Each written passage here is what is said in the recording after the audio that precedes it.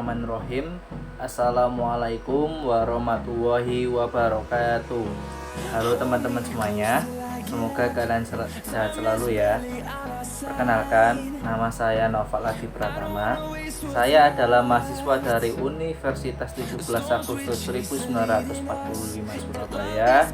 Dan sekarang saya sedang mengikuti pertukaran pelajar di Universitas Trunojoyo Madura. Nah, pada kesempatan kali ini saya akan menjelaskan tentang perjalanan amandemen Undang-Undang Dasar 1945, terutama pada pasal 18 dan juga paradigmanya terhadap pemerintahan daerah. 5 telah melewati 4 kali amandemen pasal 18 Undang-Undang Dasar 1945 yang terjadi pada tahun 2000 membawa perubahan yang sangat signifikan terhadap penyelenggaraan pemerintahan daerah di Indonesia. Secara struktur, pasal 18 Undang-Undang Dasar 1945 sebelum amandemen terdiri atas satu pasal yang pada intinya menyatakan pembagian daerah Indonesia atas daerah besar dan kecil dengan bentuk susunan pemerintahannya ditetapkan dengan undang-undang dan memandang dan mengingati dasar permusyawaratan dalam sistem pemerintahan negara dan hak-hak asal-usul dalam daerah yang bersifat istimewa. Pasal 18 Undang-Undang Dasar 1945 pasca amandemen mengalami perkembangan menjadi 3 pasal, yaitu Pasal 18, Pasal 18A, dan Pasal 18B. Adapun selengkapnya, ketentuan Pasal 18 Undang-Undang Dasar 1945 menyatakan: ayat pertama, Negara Kesatuan Republik Indonesia dibagi atas daerah-daerah provinsi dan daerah provinsi itu dibagi atas kabupaten dan kota yang tiap-tiap provinsi, kabupaten, dan kota itu mempunyai pemerintahan daerah yang diatur dengan undang-undang. Ayat kedua, pemerintahan daerah provinsi, daerah kabupaten, dan daerah kota mengatur dan mengurus urusan sendiri pemerintahan menurut asas otonomi dan tugas pembantuan.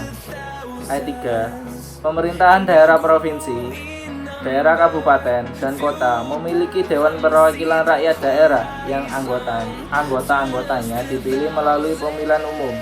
Ayat 4, gubernur, bupati, dan wali kota masing-masing sebagai kepala pemerintahan daerah provinsi, kabupaten, dan kota dipilih secara demokratis. Ayat 5, pemerintahan daerah menjalankan otonomi seluas-luasnya kecuali urusan pemerintahan yang oleh undang-undang ditentukan sebagai urusan pemerintah pusat. Ayat 6, pemerintahan daerah berhak menetapkan peraturan daerah dan peraturan-peraturan lain untuk melaksanakan otonomi dan tugas pembantuan. Ayat 7, susunan dan tata cara penyelenggaraan pemerintahan daerah diatur dalam undang-undang.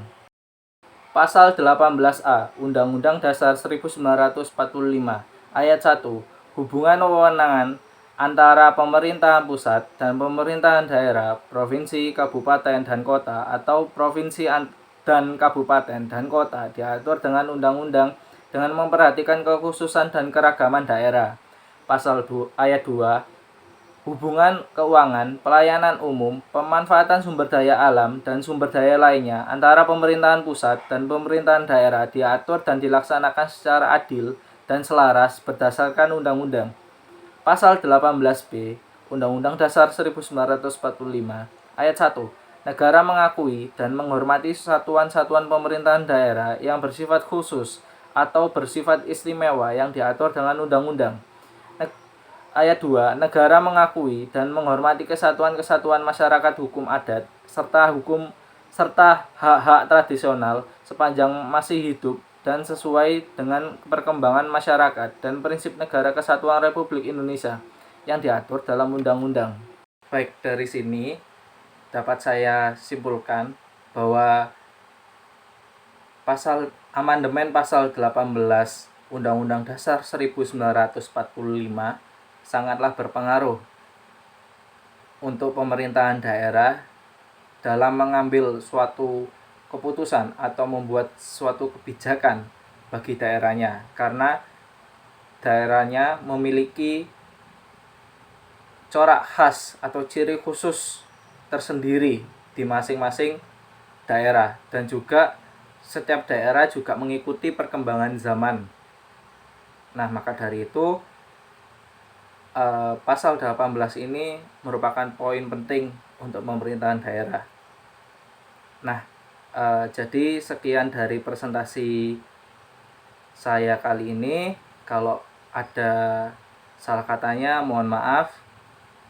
Wassalamualaikum warahmatullahi wabarakatuh.